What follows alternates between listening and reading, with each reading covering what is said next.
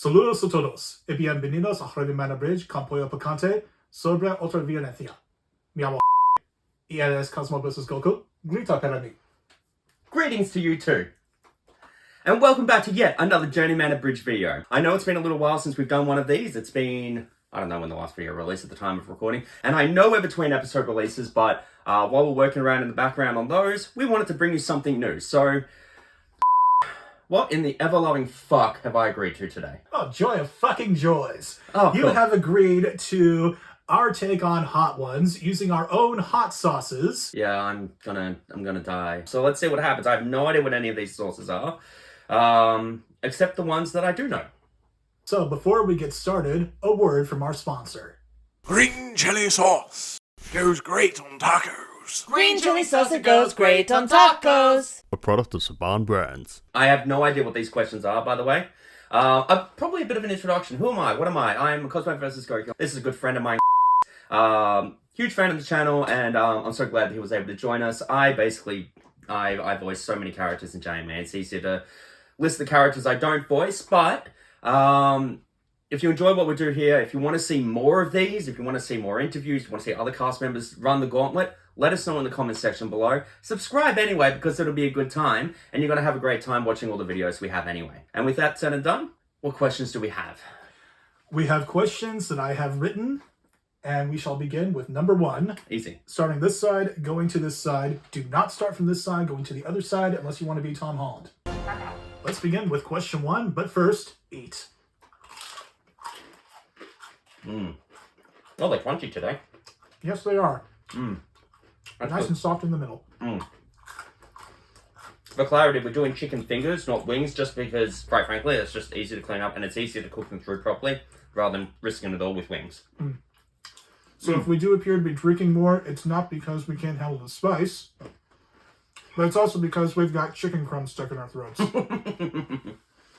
That's nice. Yes, it is. How did you first become interested in anime, and how long did it take you to become a full-fledged weeb? Jerking on chicken crumbs already. I knew I'd get him stuck on his chicken. So the first anime I ever watched, believe it or not, was Speed Racer. Go Speed Racer, go! Back in like 95, 96 on Cartoon Network. And must have been 97 actually, because it was just before I started primary school. I didn't know what it was. I'm like, oh, cartoons, blah blah blah. And then in 98, I got introduced to Pokemon. And Pokemon was a gateway drug for anyone born in the 90s to anime. And then from there, in 2000, I started watching Digimon Adventure. First ever episode I watched was... The episode was... which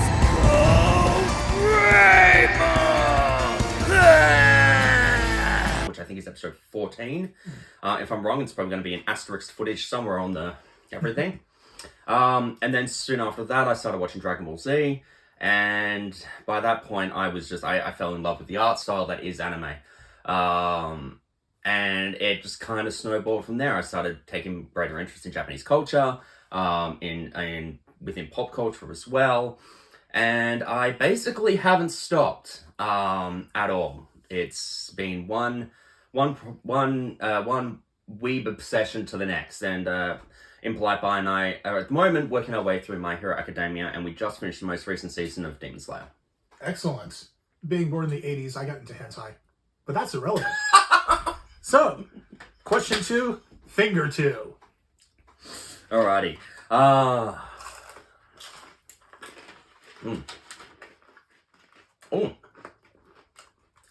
a little bit of a bite. But definitely not hotter than a Zinger Burger. Excuse me, definitely not hotter than a Zinger Burger. No, dude. We're keeping it mild for you. How did you find your cast of like-minded people, and what drew you to abridging these shows in particular, or abridging overall? So, my abridging story started in... No one's going to believe this.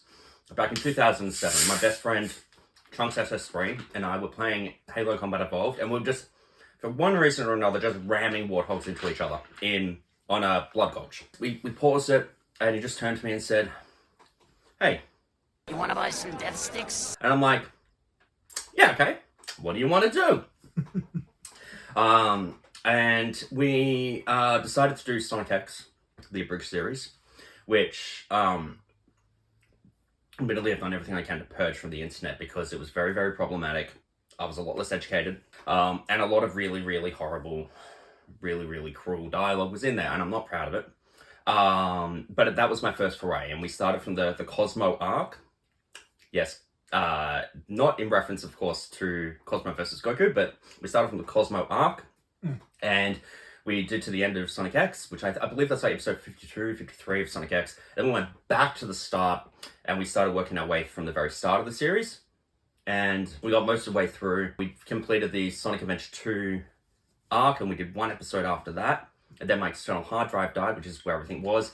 And it was just going to be too complicated to get all the footage again and to get all the scripts again because we lost absolutely everything. Fun fact, that series is also where I first worked with Shadow Galactica in a voice acting capacity, who of course is joining the series, or rather is joining Digimon Adventure 02 in the voice of Your Lee. Bingo! And will also be in Fullmetal Alchemist Brotherhood and Fullmetal Alchemist Full Arc Abridged, when they both come back or come back in general. And I can't wait to see who she's going to play. I'm not making any casting announcements for other people today, but yeah. Anyway. Well, follow-on question from that, given the fact you've had your fingers in so many anime pies, no pun intended. If you could sit down with any character from the Naruto universe, who would it be and why? Fuck. That's a good question. Because all my favorites die. Like, Jiraiya dies, Itachi dies. Spoiler alert! Spoilers. I would love to sit down with Kakashi, actually.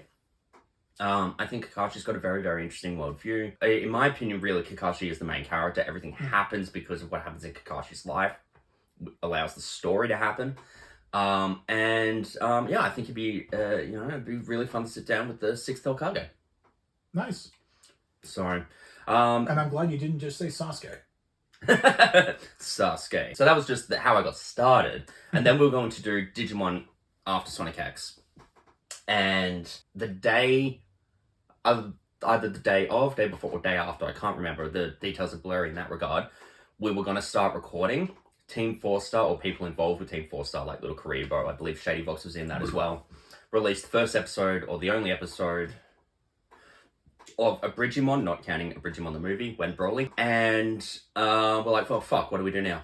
So we decided to do Fullmetal Alchemist Brotherhood, the Abridged series, the FMA Abridged by the Brotherhood, and that ran until 2016, so from 2011 to 2016. We finished the series 2 weeks later. YouTube nicked the channel, and then we spent years trying to get it back up on the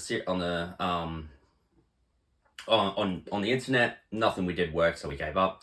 And then I'm sitting at work, because at the time I worked with Twisted Flames, and I'm like, okay, well, if we do it, this is, we started talking through a lot of the what ifs.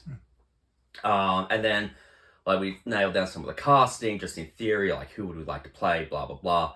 And then that night I went home and I wrote episode 1 of Naruto, which is the Land of Waves arc. And for the second part of your question, when you ask, how do I, like-minded individuals, I just asked my friends. I just said to my friends, I said to Twisted Flames, I said to Pythonics, Shy Ghost. I'm not going to sit here and list the whole cast, because I'll miss someone inevitably. But just to list Team 7, do you want to come do this? And they're like, yeah, I'll do it. And Twisted Flames case, yeah, I'm doing it. I'm playing Kakashi and I'm playing Shikamaru. I'm not doing it. To which I said, okay, you can play those characters. And now we're here a few years later, and we're just ramping up to start releasing Shippuden, and we're in pre-production now we've entered production for Digimon Adventure 02, and it's all just, it's all exciting. Yeah. And we're in post-production for our war game. Well, you've certainly got a lot on your plate. Speaking of plates, yes. Time for number 3. Number 3. Oh, that's a crunchy one. Oh,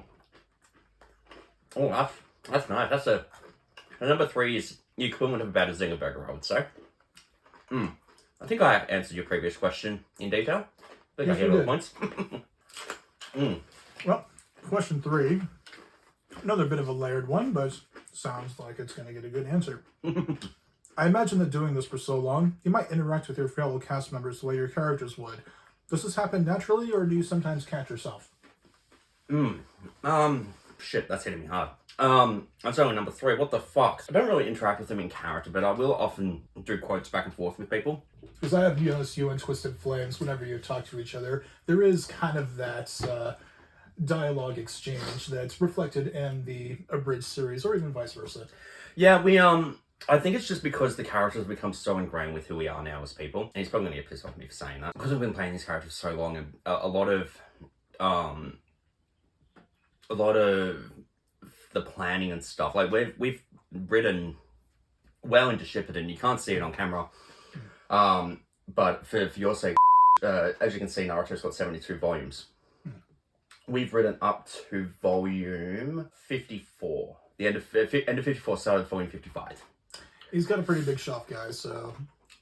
So it's really, really... I'm going to start looking at how and analysing... you know what? I think I do, actually, now that I've talked through it a little bit. Talked through the pain. Like when I'm talking to NPC, who of course plays characters like Lee, or Guy Sensei, or Taikamiya. I'll say to him, as Gaara, to get his attention, I'll be like, Lee! And he'll be like, oh, Gaara! And stuff like that. You know, it's the little things. Or Impolite Bai and I quote FMA quite often. The original series we did. Where something will happen and I'll say something as Roy Mustang, such as, you know, bitch, why? And she'll respond, bitch, please, you're useless in wet environments. That's not telling on myself. Anyway, so kind of do, kind of don't. Follow up to that. Okay. Do you have a favorite cast member or voice to work with or on? Sorry, what was the second half of that question? Do you have a favorite cast member or voice with which to work on or with? That was poorly structured. That's fine. Okay. I don't have a favorite cast member because I think it would be wrong of me to play favorites, especially in a directorial position. I love hearing my characters bounce off certain other characters. Like I love hearing Gabumon with Matt, who's played by Bane. I love hearing any character I play down Minato and Kushina, of course. I play Kushina. No, I don't. I play Minato, implied by my wife, plays Kushina. I wish I had more scenes between Sasuke and Kakashi to work with. I love playing Sasuke opposite Pythonix. I know I'm mentioning a lot of Shippuden, or rather a lot of Naruto right now, but that's just because this morning I was working on Shippuden, and Digimon's coming up. I wish I had more scenes with characters I play against Shy Ghost's characters in Digimon, like Mimi and Izzy. But I do get to play Patamon opposite her TK, and of course, Omega's TK in Zero Two. Yeah, well, that does answer the question, because, you know, favorite voices you want to work with, work on, develop, all of that. And those are just some examples. I don't have the time of day, basically, to list everyone, but those are just some examples. And there's plenty to work with. Moving on to the next one. Sure. Number 4? That's right, and this one's a special one. Special one, uh-oh. Why is this one special? This is Bane's Bloodfire. It just Joel Bateman's. Mm-hmm. Oh my god. So, Joel Bateman, phenomenal wrestler. Not just deathmatch wrestler, just wrestling in general. Phenomenal person. A lot of love for him. Last year or the year before, produced his own Hot Sauce, which was sort of deathmatch down under, and I don't know, maybe some other shows as well, and online. It's sold out now. You can't get it anymore. It was fucking delightful. So shout out to Joel Bateman, because it's fucking delicious. Yep, I've had some of it myself. It exploded on me when I opened it, but maybe I was shaking it too hard. I don't know. All I know is I pretty much drank it. If I can drink a hot sauce, it gets my seal of approval. It's fucking nice, so thank you. Aside from anime, you have a healthy interest in other properties and fandoms, such as wrestling, Marvel, Star Wars, etc. How do you view the present impact of geek and nerd culture, especially with how fandoms splice with one another? Fucking great question. I think that the advent of the internet hasn't helped. Has helped and hasn't helped. I feel that having a healthy conversation based around that too. What works and doesn't work in a constructive way. I think that's really, really important. I don't think we could have such a cultural widespread discussion without the internet and without pop culture and fandom being what it is today. Especially with everything mixing. You have wrestlers taking on superhero roles or vice versa, especially in the mainstream. Triple H was nearly Thor. Yeah. You have different fandoms just borrowing from one another. You have influences seen all over the place. So would you say that, of course it's a positive thing, but what would you say the overall impact has just across all of the fandoms, not just in an internet social media sense, which we will touch on later? I think that it's been positive. It's been mostly positive, and of course there's the shit stains that are just going to cause trouble for the sake of it. There are the people that are going to play devil's advocate. There are people that are going to be purposefully antagonistic for the sake of being purposefully antagonistic. And I feel that if a fandom or a group of fans, or however you want to call them, I think if there can be a healthy discussion about it, I think if there can be a productive conversation about fandom, and if anything needs to be criticized, can be done so constructively, fantastic. If people are just going to shit all over it just because, you like death metal, fuck you, you fucking suck, in regards to over here, then, that's fine. But at the end of the day, if we can't come together to enjoy things collectively, and people can't just fuck off and let people enjoy things, then I think that that's going to be to its detriment. Let's put a pin in that, because I do have a related question to it, so you've already answered that in advance. Okay, cool. Sorry. So, I think I tangented, but I think I got the bulk of the question. Well, let's go on to number 5, a very, very delicious number 5, with a very delicious question to follow. Number 5. Lou Thega. Is that who sung it? Yep. So yeah. Well, let's move on. Number 5. You and Impolite Bi are dedicated cat parents. How much does that influence your work, or as cats do, distract from it? I'm going to put a picture of them right now. These are our cats. If I'm in the edit suite and I haven't paid attention to them, they will come and walk all over my keyboard and get in the fucking way. And I love them dearly, but it's like, cat, I am trying to work. Oh, you're back up. I am trying to work. And so sometimes they get in the way, but I love them all the same. And sometimes we're working references to them in the series. Like the Charlie Cut. Like the jokes about the Charlie Cut. And there's an Easter egg in an upcoming release. It's in one single frame. So for those that like to go frame by frame and see what jokes we fit in where. So keep your eyes out. Very nice. All right, well, let's move on to the much harsher end of the gauntlet here with number 6. Number 6, oh god. Is this Bomb? No, this is Reaper of Sorrow.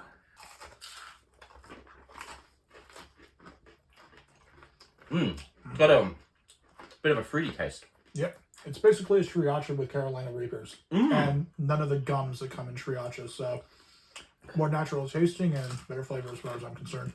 Fantastic. Oh, this is nice. This is a pretty thick piece. That's what she said. Your channel is not for profit, yet that doesn't stop issues with copyright. What is your view of how fair use and how content creators, whether monetized or not, are being treated on once free platforms, especially now with so much emphasis on ad revenue? I think fair use is fair game. I've watched this little Karibo has lost his channel time and time again. I've seen TFS lose their channel time and time again. Just to name the big two. We've lost our channels time and time again. Oh, rather, that's not wood. But I think that... excuse me. Thank you. This is wood. Yes, it is. I think that companies need to understand, and I know that YouTube uses a lot of bots, or a lot of companies have a lot of bots to go out there and just flag whatever. But I think there needs to be an understanding from companies that if people are operating within fair use guidelines, and I understand Japan doesn't have the same fair use laws as what America does, what Australia does, as what UK is, there just needs to be an understanding that if people are using your content, and I think, almost ironically, 343 Industries are really good with this, as were Bungie beforehand. And that, make Machinima with Halo. We don't fucking care. We want to see what you create. It goes back to what I was saying earlier. If you're going to have a discussion around something, and people are entitled to their opinions, and certainly be critical where critical is due. but always try and be constructive in that. Our criticisms of Naruto, of Digimon, of Fullmetal Alchemist, of Sonic X, of Fullmetal Alchemist Brotherhood, Naruto Shippuden, Digimon Adventure 02. Everything we've ever touched, in the case of Twisted Flames, One Piece, Zoids New Chaos, New Century Zero. I think that there's something to be said constructively. And if you're just going to be a piece of shit about it, maybe find a way to be a constructive piece of shit. I don't know if I really answered the question, but that's kind of my take. So TLDR, fair use rocks, bots and YouTube need to fuck off with it, as do companies if people are operating appropriately within fair use. And because whether you're just satirizing something, criticizing something, or celebrating something, and your channel seems to be doing all three within their videos, well, what he said. Yeah. Because I don't own a channel, so I'm not as well versed when it comes to fair use. All I know is that I do see a lot of good content that is being taken down or stripped away just because somebody wants money. yeah. We would be doing it for free. We still want your money. It's not even monetized. We still want your money. We're going to strike you down. Episode 6, the Search for Sonata, recently got blocked on YouTube, and we were able to get it back, thankfully. But that was annoying, because that was the first episode we've had during our run as Journeyman Abridged that's been targeted like that, and it was definitely targeted by a bot. So it's just annoying, but... Yes, I can fully agree with that. Let us move on now to number 7. Number 7! What do we got here? We have here Fire Fire from Hawaii. Ooh. Oh, God. This is where it really starts to ramp up. Ow. Ow. So going back to fandom, there is a lot of divisiveness nowadays, which he's discussed in advance, particularly with social media fueling discussions and arguments. So what are your views on how fandom, as it were, should be conducted when critiquing? Or rather, if you feel you've already answered that question, where do you draw the line between objectivity and subjectivity? Ow.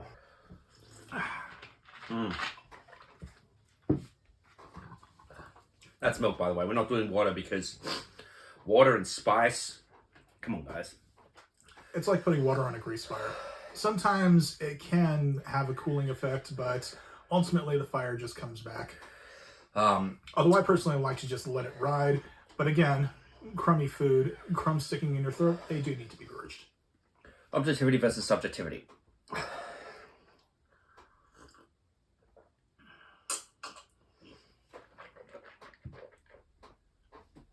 Do you mean in terms of, aside from the strict definitions of... For example, and I'll just use because I'm a big horror fan, and with the new Halloween movie having just come out, it is one of the most divisive entries in the franchise. Now, objectively speaking, it is also one of the more original and very well constructed films, but subjectively, it is extremely divisive. There are people who flat out hate it, and people who love it, and people who are... There are some in the middle points of view, but generally speaking, you're going to go one way or the other with this kind of thing. And I acknowledge it does have its flaws, and I wouldn't put it as like, my top 3 Halloween movies. But I'm not going to call it, a dumb piece of shit, because I can see there was a lot of work that went into it. Whether or not I like that work is subjective. So, in your case, when it comes to fandom, whether or not it's anime or Star Wars or comic books, whatever you like, in your experience, especially when it comes to critiquing something as a fan, where do you draw the line between, an objective view where you see how something is made, how well it is presented, and subjectivity with how you like it or dislike it, or whether or not it is for you? I've got something in my eye. I haven't touched my eyes, but... You have tears. In this eye in particular. Oh, I can't see that. That one. Could be an eyelash, I'm not sure. Fuck. So I'm just gonna have my eyes closed for a bit. Sorry about that.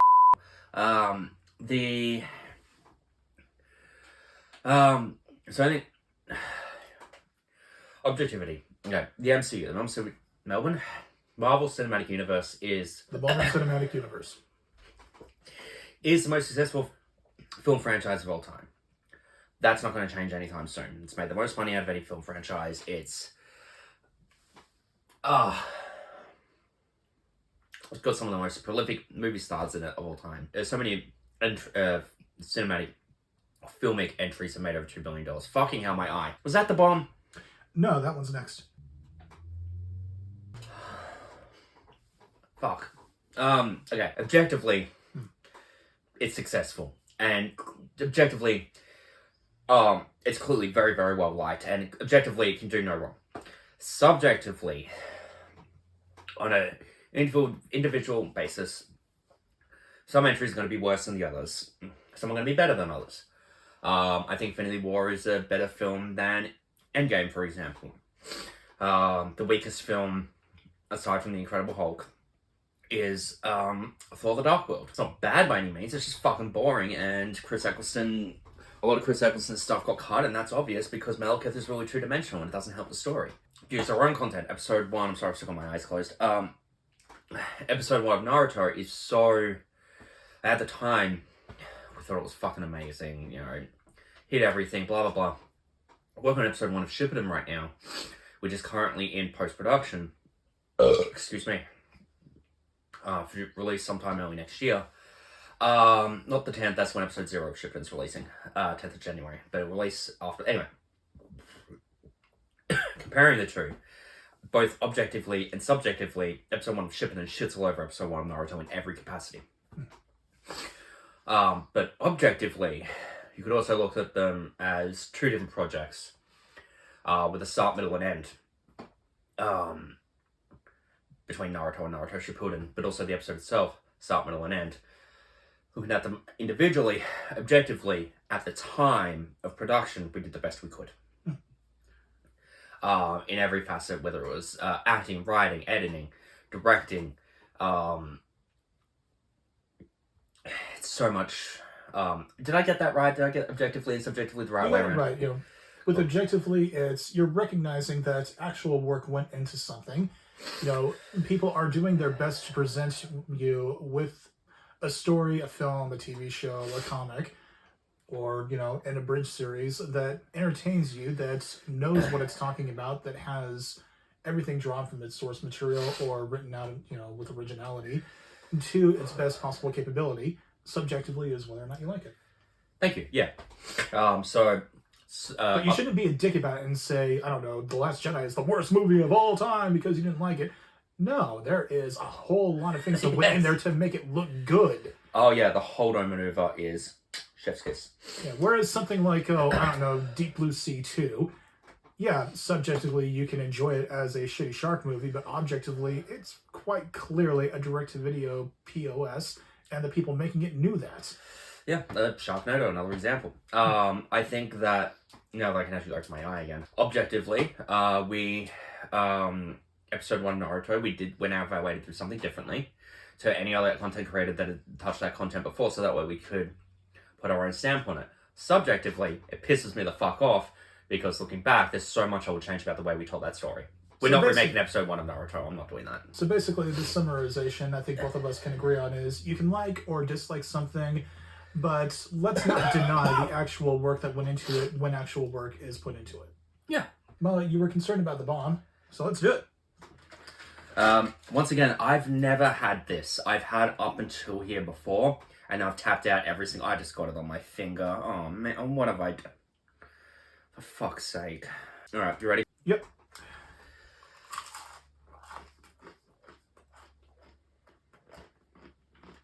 I feel like that Squidward thing. That whole... Like that thing... I'm really, really nervous. My heart rate's up. I'm like, will I, won't I? I've watched Hot Ones for years. I know how much this sucks. You just downed it like it was nothing. My chili tolerances are higher than his, but I can still feel it, and I can taste it. And I can say that, objectively and subjectively, the bomb is one of the worst hot sauces I've had. Yes, it is hot, but the flavor is just terrible. Because I have other stuff at home that is as hot, if not hotter, but the flavor profile is down pat. But this stuff, nah, it's there for heat. It's there to test you. But at the very least, it'll make these last two much more bearable, just because the bomb is basically an extract sauce. Hang on, those are hotter. How are those going to be more bearable? This isn't acting, by the way. I'm genuinely scared. Take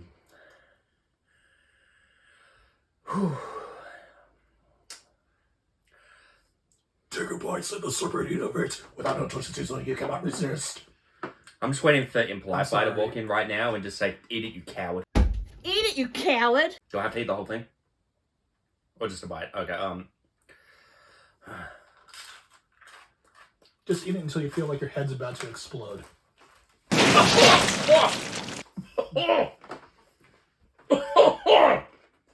Oh, it tastes like plastic.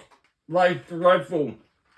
Now that I've got you in that mood, in 2018, you were filmed performing a donkey show with live eels. That's not true. But I was about to say, wait, hang on, what did I forget? you will soon be covering Full Metal Alchemist, and on Full Metal Alchemist, the character of Nina is often the subject of dark jokes, like the one I just played on you. Thank you. Or cited as too soon. What is your view or limits you have with dark humor across the board, whether it's FMA or just in general? I think, well, for one, we've already decided how we're handling Nina in both Full Metal Alchemist and Full Metal Alchemist Brotherhood. Oh, really? I was going to follow up with that and ask if it was too soon to ask. Fucking hell! Fuck off, bomb! I think dark humor has a place. Like, as long as it's not going out of its way to be incredibly offensive for no reason. I think as a society we've moved beyond that.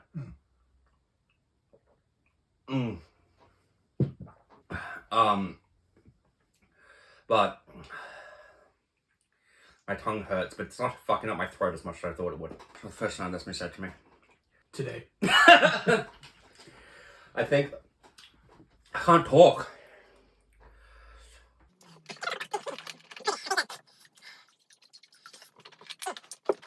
Dark humor has its place. I think people like Family Guy get it. I know Family Guy's the be-all and end-all of dark humor, but I think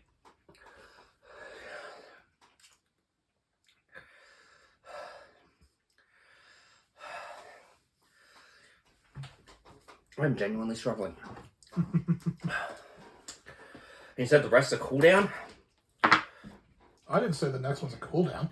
Oh, I just said the next one's going to be easier now that you had the extract in your mouth.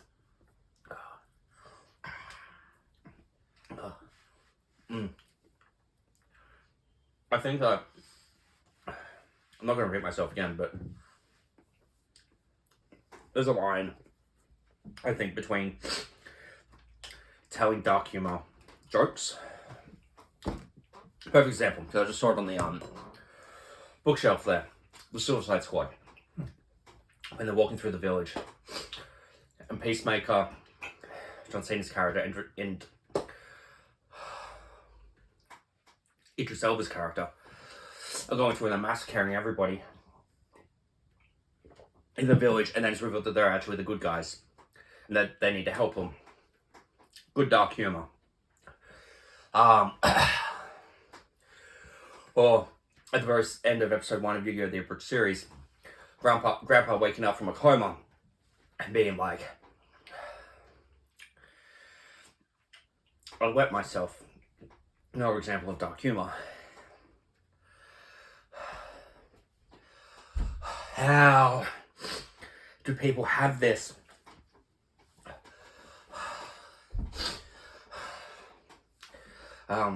Yeah, does that answer the question? Yeah, dark humor has its place. One of the jokes that we cut from Shinden was Itachi was standing over his parents about to kill him. And Fulgaku's like, we'll always love you, son, and you'll have to live with this guilt for the rest of your life, and blah, blah, blah. There's a shot from above. If I can find it, I'll put it on. And Itachi's holding a sword, and he's animated to be quaking, like, with, you know, and be nervous. But it looks like he's masturbating. And I had to get talked out of writing that dark joke in. Oh, I'm sorry. I had to get talked out of including it, because it broke the scene. And it broke everything in the scene, which is then we've led into Sasuke discovering them. So dark humor also has a place, as long as it doesn't break the flow of the scene.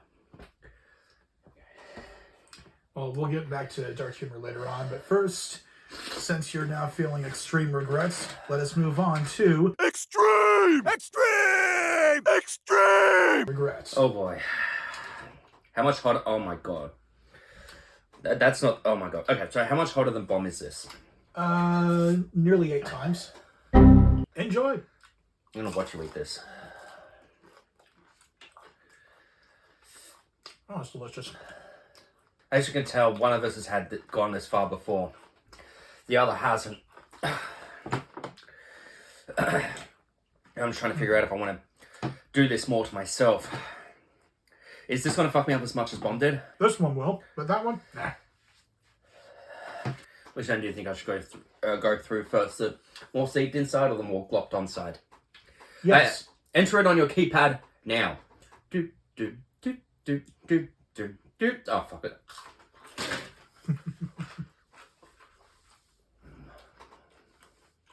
Oh, that is nice. Mmm.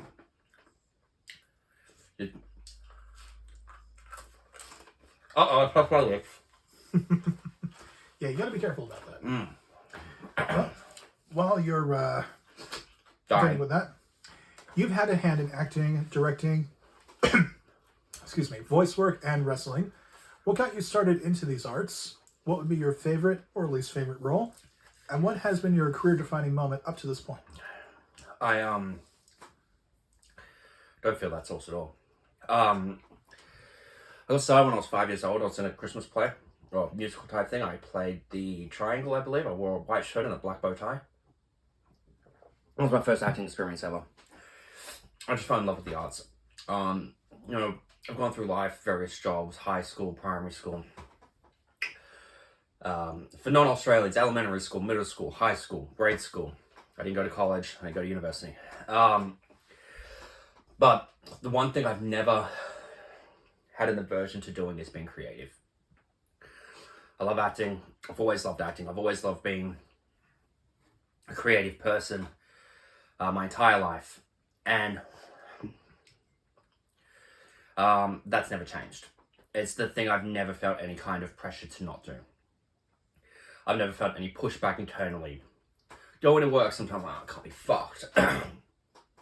Having to do housework, oh, I can't be fucked. You know, playing video games, I can't be fucked. Go act, go record, go learn lines or study acting or whatever. Always has just been so, I'm in. And I've been acting for now over 25 years. And acting or performing, and I love it. Career-defining moment. I was in the 2016 Melbourne Fringe Festival. I did a show called Falling Apples. Written by Lene Therese, or Lene? I think that's how I pronounce her name. Lene Therese Tegan, and directed by the incredible Peter Hanrahan, who's a phenomenal director. That show changed my life. It was during that show that acting clicked for me. And I say that because I studied acting for many years. I never really stopped. But the really glad I had the extract before that one. But for me, my character name was Paul. I spent half the show, so 3-act structure. I spent this whole second act, which is about as long as the first and third acts, circling the stage, constantly crying. So I do it was just part of the show. And I do that every night, every rehearsal, every night. And I learned so much about acting from that show. And I've done work since then.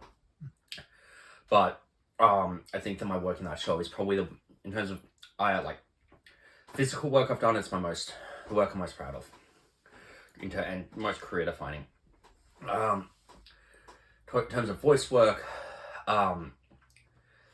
just to give apples and oranges, the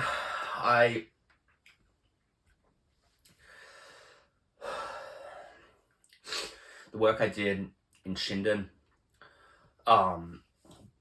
playing both Agumon, not Agumon. The only Agumon I played was Big Agumon in episode 0 of Digimon. Playing both Itachi and Sasuke and Fugaku, and having to bounce off of each other, was such a fuck, I put a clip on. Just promise me one thing. Promise me that you will protect Sasuke above all else. I promise. Compared to our pain, which will be over in an instant, you must live with this pain and guilt for the rest of your days. We will love you. Always. Mom? Dad? No! Big brother! Foolish little brother. So as you can see, just from that clip, because me talking about it wasn't going to do justice,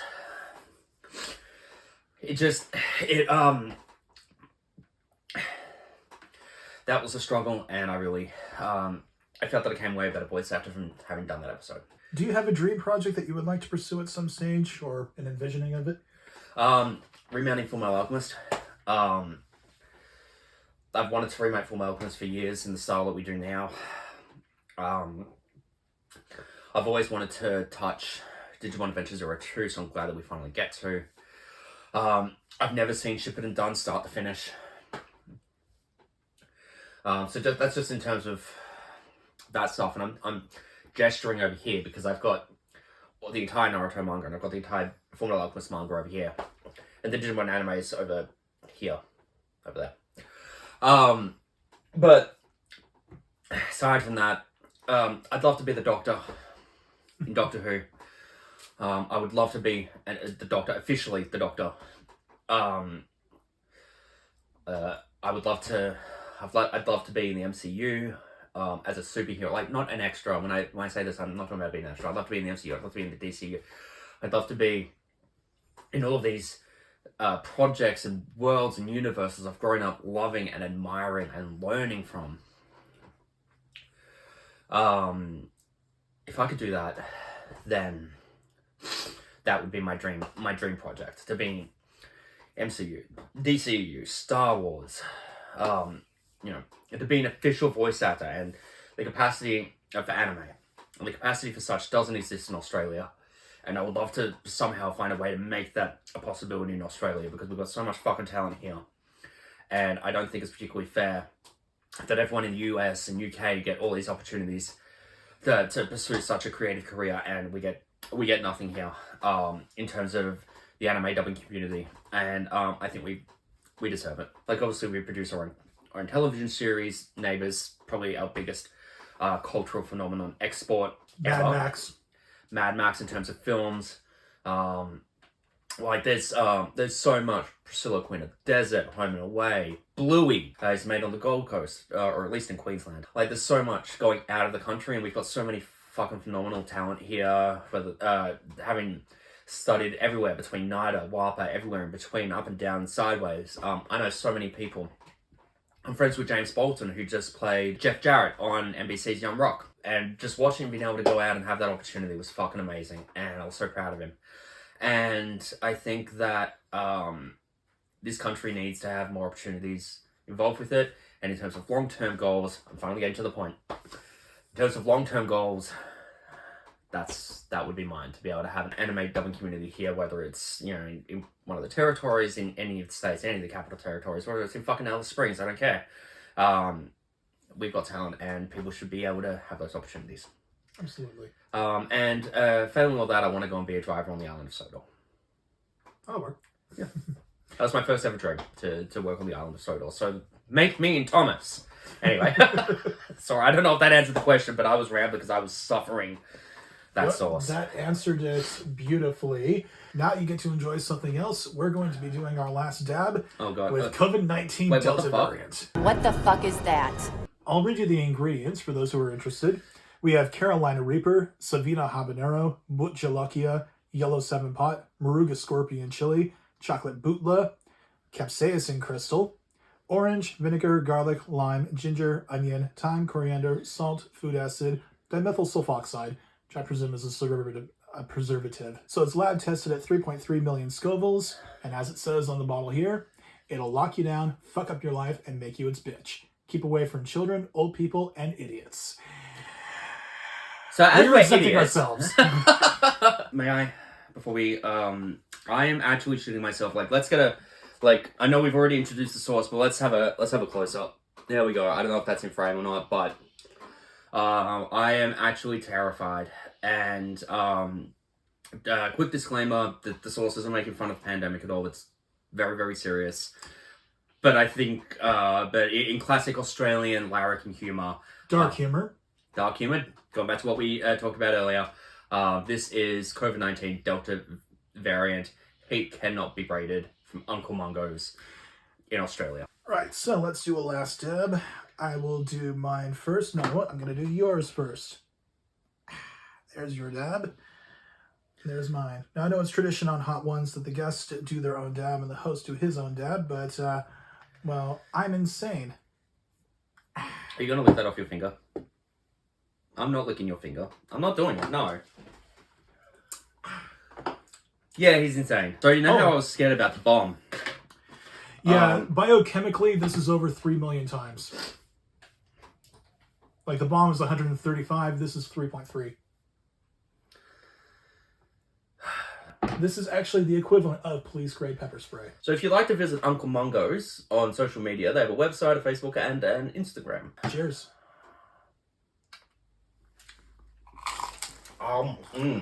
Yeah, okay, I'll do it properly.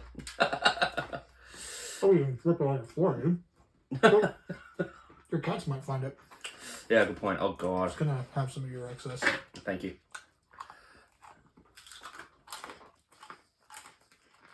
Oh, my God. Okay.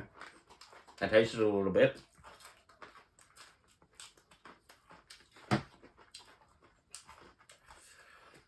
I don't think I'm going to get through this whole one. You will.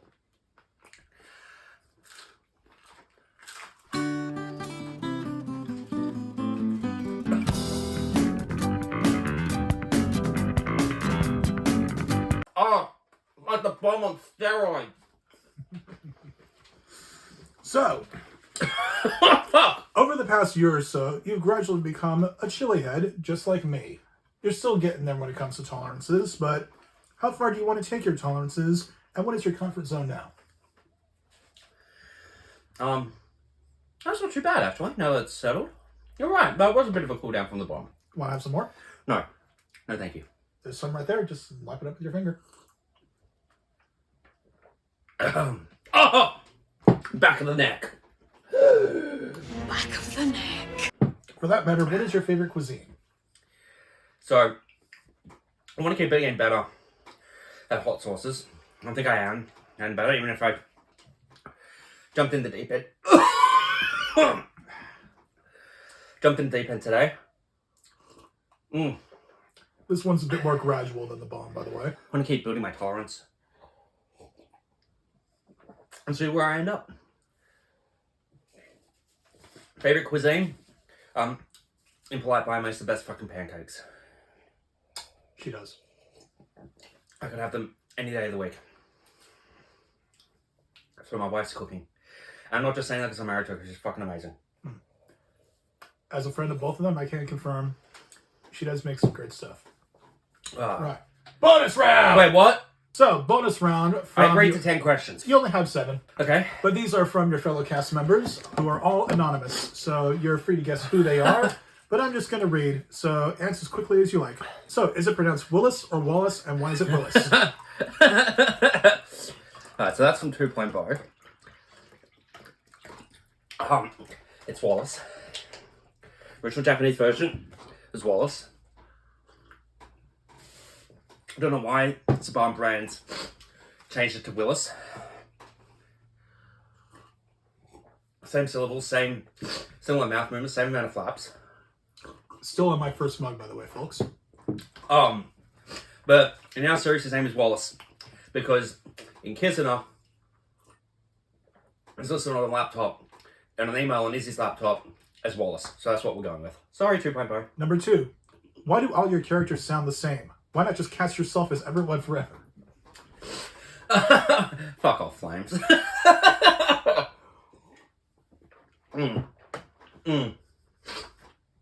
My characters do not all sound the same. I'm assuming that was him. It was a very him question. And I gave up plenty of roles. I gave up Agumon. I gave up Flamedramon and Ragemon and Magnamon. And I'm giving up another character, which fucks. Which I'm not going to spoil here because it's a big deal, but another cast member knows all about it. Follow-up question to that. Why are you the way you are? Oh, fucking hell. Give me a second. Why am I the way that I am? That's why. So what is your favorite opening or arc of One Piece, Naruto, FMA, or Digimon? I'll give an answer for everyone. What was first? What is your favorite opening or arc? Okay. Opening for One Piece is where it's been used that many times. I fucking love it. I think it encapsulates the series perfectly. Favorite arc in One Piece would probably be either Skypiea, Impel Down, or Marineford. But I've got a soft spot for Wano because that's where I caught up in the manga. In terms of Naruto, my favorite arc is The Invasion of Pain. My favorite opening is opening 16, Silhouette. What the cherry picking fuck? I'm still struggling to get through that. It lasts, folks. Yeah, it does. He still has some sauce left on his thing, by the way. Favorite opening for Digimon is Butterfly. Goes without saying. Or the dub version, the first dub version, which was carried over through Adventure 02 and Tamers. No, that's a lie. Best dub opening was Frontier's opening for Digimon. Butterfly's the best opening overall for Digimon. Favorite arc in Digimon. I fucking love our war game. It's not an arc as such, but I fucking love it. I love the Digimon Emperor's arc.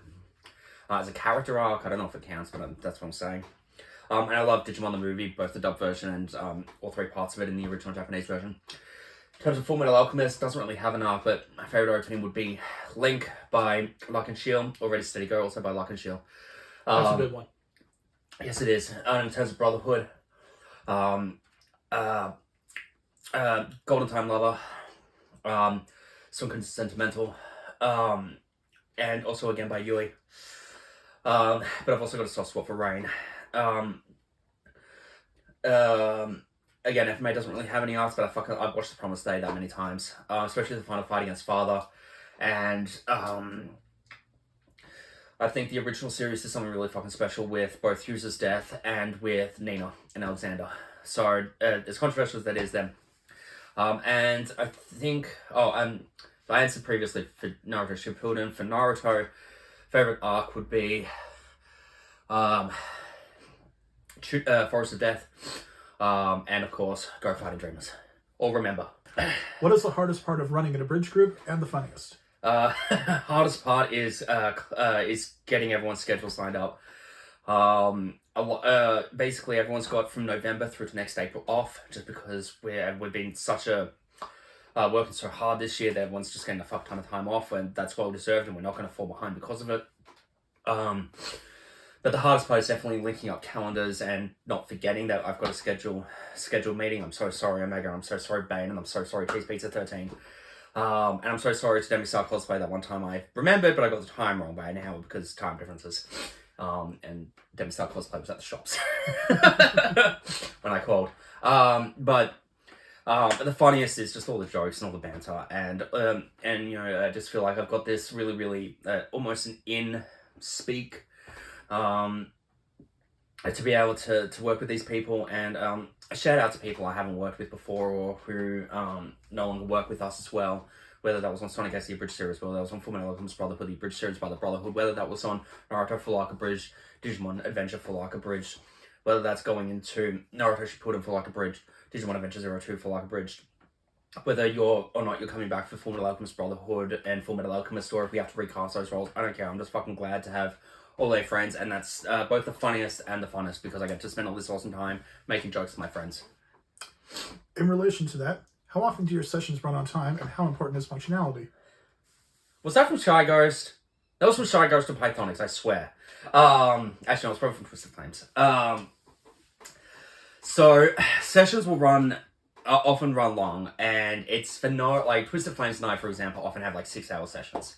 That's not to say that we're recording for 6 hours, I'm not directing them for 6 hours, but we'll just start talking, and... Or maybe that was from Demi-Star Cosplay, because at the time I was an hour off. Anyway, I think that punching out... Put your name in the comments with your questions. Or don't. You're an adult, and you can make your own choice. Some of them might not be adults. Mm-hmm. But yeah, punctuality is important, and I do try my best to be punctual and on time. But if sessions run long, it's not for any fault of mine as a director or any fault of the actors. It's just because we're just having a good time. We're just having a laugh, and we're improvising, or we're joking about other things, and we get sidetracked, or we start talking about other things. It's like, oh fuck, we've been having this D&M for 40 minutes, and this is still recording. Oops. You know, that happens a lot. And that's okay, because at the end of the day, what's important to me is that people don't feel like this is a job. I don't want people to feel obligated. I don't want people to feel like it's a job. I just want people to be having fun. And if people start feeling burnout, if people stop having fun, maybe it's from Rising Avenged, actually, because I've been later tears. But anyway, if people start feeling burnt out or stop having fun, I want to have that conversation with them and try and figure out how we can try and make it fun again, how we can try and cool a burnout, and work towards making sure it's still fun for everyone. Of course. I think I tangented again, but yeah. Oh, that's all right. And final question: who are your voice actor idols? That's a great question.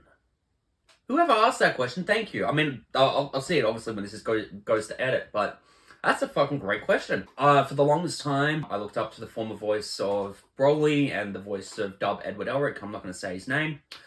Christopher Sabat, of course, is a god. Sean Schimmel, I've met. Of course, plays Goku. Joshua Seth.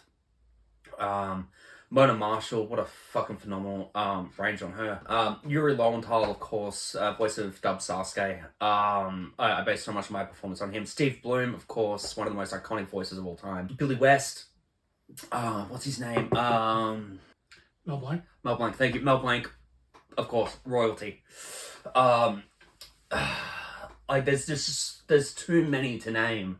Fred Tatasciore is also really cool. Yeah. Veronica Taylor was fucking lovely when I met her, because original voice of Ash Ketchum. Like, there's just so many, and there's too many to name. Johnny on Bosch I've met as well. He was delightful. A lot of these are people I've met at conventions, and I think that I think voice actors deserve more respect, and it's a genuine career, it's a genuine passion, Charles Martinet, of course, it's a tangent for a second, and this goes back to what I was saying earlier.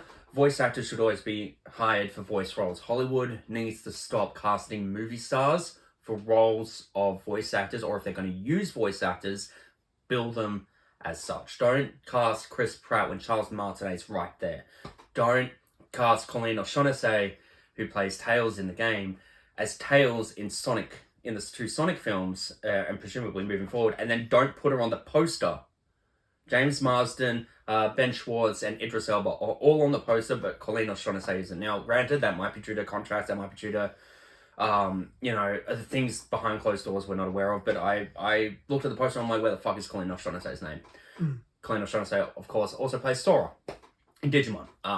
So, yeah, and of course, and this is going to sound like a total wank, and I don't give a fuck, but I look up to every single cast member I've worked with, past and present, because a lot of them had no prior acting experience before doing voice acting. And they've hit the ground running, and it's so inspiring to see them just take direction so well and take to voice acting as a creative medium and just run with it. And they're just fucking excellent. So I'm not going to name them once again because I don't want to miss someone, and I inevitably will.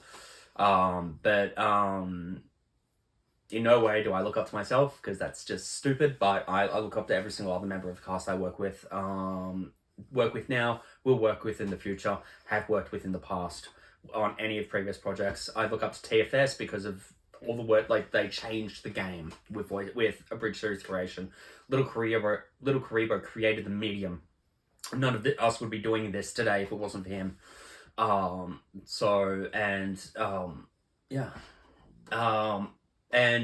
course, the original voice, it's the last one I'll mention, the original voice of Shadow the Hedgehog, whose name has escaped me. I'm going to put it on the screen now.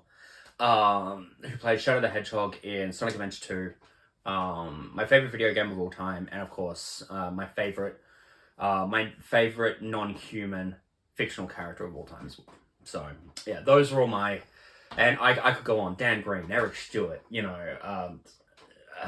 yeah, stop me, please.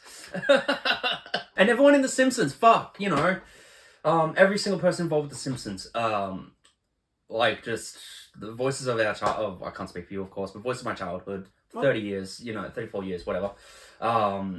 I grew up watching Simpsons. I wanted to be as cool as Bart, America's Bad Boy brother. Same. I mean, I'm not quite 10 years older than he is, so I also grew up with The Simpsons, Futurama, and, Family Guy and American Dad in my 20s, and Seth MacFarlane as well, fantastic actor, great range. And I wish I had that singing voice, holy fuck. I just wish I had that voice. I get all the ladies. That's not true. Then look at me. Anyway, well, thank you for this wonderful, wonderful interview, and thank you for agreeing to it, and thank you for not dying. No, thank you. This was a lot of fun. I am so open. Like, if you think of another 10 questions, let's do it. If you want to see another one of these, let us know in the comment section down below. We've been in the library today. With no idea how this footage has come out. So really, really excited to see. I want to give a big shout out to all of our fans for sticking by us all these times. Big thank you, of course, to the one, the only, the complete psychopath who made me agree to do this. Please put your hands together, of course, for Gracias, amigo. And we will see you very soon. Remember, Digimon Adventure Full Arc Abridged, Episode 5, our Wargame Abridged releases on December 1st, 2022. And Naruto Full Arc Abridged returns on January 10th, 2023 with Naruto Shippuden Full Arc Abridged, Episode 0, the pre-Shippuden Chunin exams. I've been cosmovsgoku. I have not. And we'll see you all very soon. Take care. Bye. Like and subscribe.